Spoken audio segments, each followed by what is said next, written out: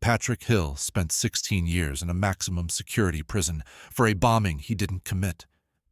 The forensic test results that convicted him were based on a method that could mistake soap for nitroglycerin. By the end of this, you'll understand what the jury never did: how certainty was manufactured from nothing. November 21st, 1974. 2 bombs exploded in Birmingham city center pubs, the Mulberry Bush and the Tavern in the Town, within minutes of each other. 21 people died. More than 180 were injured, many catastrophically. The bombs were packed with nails and bolts designed to shred human tissue. Britain was already deep into the IRA bombing campaign. The pressure to find someone wasn't just intense, it was immediate, political, and absolute. Hours after the explosions, 6 Irishmen were arrested at Heysham Ferry Port. They were traveling to Belfast for a funeral. Patrick Hill, Richard McIlkenny, Hugh Callahan, Gerard Hunter, William Power, and John Walker. None had criminal records for violence. All were pulled off a boat and taken into custody. Within 48 hours, 5 of them had signed confessions. What happened in those 48 hours was never recorded. No interviews were taped. No solicitors were present for most of the interrogations. What exists are the signatures and the injuries. They put a gun in my mouth. They told me they'd blow my head off if I didn't sign. Hill's medical exam, conducted after his confession, documented bruising across his body. McIlkenny had broken ribs. Callahan's face was swollen beyond recognition in the custody photos. The police denied everything, but the confessions weren't the only evidence. There was science. Dr. Frank Scouse was a Home Office forensic scientist. He administered the grease test, a chemical reagent that detects nitroglycerin residue. He swabbed the hands of Hill and Power. Both tests came back positive. In court, Scouse testified with absolute confidence. The men had handled explosives. The science was clear. The jury heard the confessions. They heard the forensic results. They saw 6 Irishmen who had been traveling to a Republican funeral on the night 21 people were killed by Republican bombs. The trial lasted 20 days. The defense argued the confessions were beaten out of the men. They argued the forensic tests were unreliable, but they had no counter-expert, no funding for independent analysis, and the judge made his position clear. If they had been hanged, they would have been hanged for a crime of which they were undoubtedly guilty.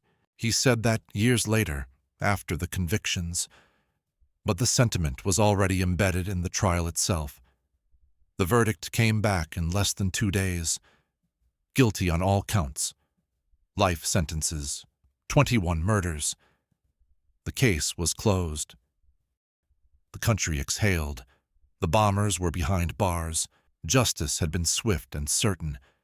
But certainty is not the same thing as truth. Within 2 years, questions began to surface. Not from the police, not from the prosecution, from scientists. Dr. Hugh Black and Dr. Alan Clift reviewed Scouse's grease test methodology. They ran their own experiments. The test Scouse used to detect nitroglycerin also reacted to nitrocellulose, a compound found in lacquer, varnish, and cigarette packets. It reacted to old playing cards. It reacted to soap. Hill had been playing cards on the train. Power had washed his hands with soap in the ferry terminal bathroom. The test that convicted them couldn't distinguish between a bomb maker and a man who touched a deck of cards. Scouse was later dismissed from the Home Office. His methods were discredited, but the convictions stood. Then there were the confessions. In 1987, new evidence emerged. Police officers involved in the interrogations were investigated for fabricating statements in unrelated cases. The West Midlands Serious Crime Squad, responsible for extracting the Birmingham Six confessions, was disbanded entirely in 1989 due to systematic abuse and evidence tampering. Still, the convictions stood. The men appealed, twice. Both times the Court of Appeal upheld the original verdict. The system protected itself. But one detail wouldn't go away. The forensic scientist who testified against them, Dr. Skoos, had written in his original notes that the test results were weak and could be consistent with other substances. That qualifier never made it to the jury. What they heard was certainty. What existed in the file was doubt. In 1990, the case was referred back to the Court of Appeal for a third time, not because of new evidence, because the old evidence had finally been read correctly, March 14, 1991. The Court of Appeal convened again. This time, the prosecution didn't defend the convictions. They offered no evidence. The forensic results were unreliable. The confessions were unsafe. The case, after 16 years, collapsed in a single hearing. The 6 men walked out of the Old Bailey as free men. Cameras caught Hill raising his arms in the air, blinking in daylight he hadn't seen without bars since 1975. He was 46 years old. He'd gone in at 30. There were apologies, investigations, compensation payments, a public inquiry. The case became a symbol of wrongful conviction, of police misconduct, of a system that chose speed over truth. But there was no retrial. No one else was ever charged with the Birmingham pub bombings. The 21 victims' families were left with convictions that had been erased and no replacement answers. The men who actually planted the bombs were never identified in court. The story seemed over. Justice had been corrected. The 6 were free.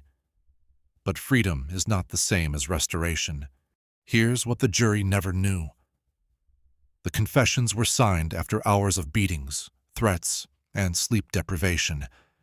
But there was no recording, no oversight, and no consequence for the officers involved until decades later.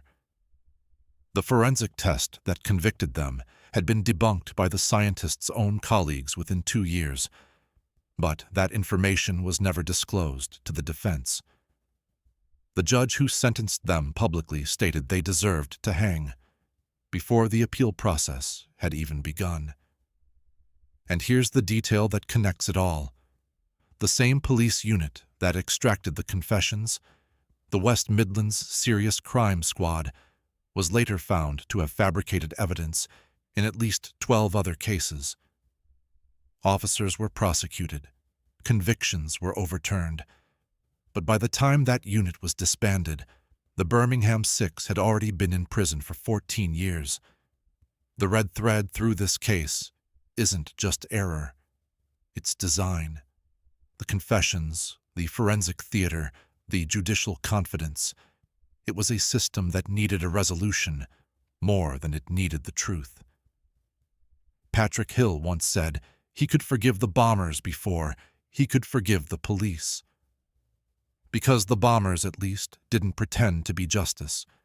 The men were compensated. Hill received money he never spent. McIlkenny died in 2020, still carrying the weight of years he'd never get back. The others scattered, trying to rebuild identities that had been erased. There was no parade, no restoration. Just release. And the bombs, still unsolved in any legal sense. The IRA never formally claimed responsibility in a way that led to prosecutions. The real bombers, if alive, were never named in court. The case closed twice, once with a lie, once with a void. If the system can be this certain and this wrong, what makes you sure it isn't happening right now?